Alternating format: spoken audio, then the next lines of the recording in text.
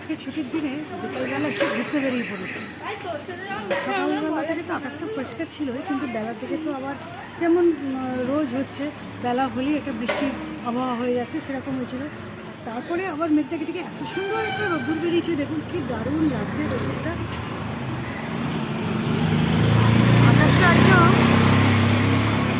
আকাশটা একদম ঝলমল করছে, আবহাওয়াটা পুরো পরিষ্কার হয়ে গেছে, দারুণ লাগছে ওয়েদারটা।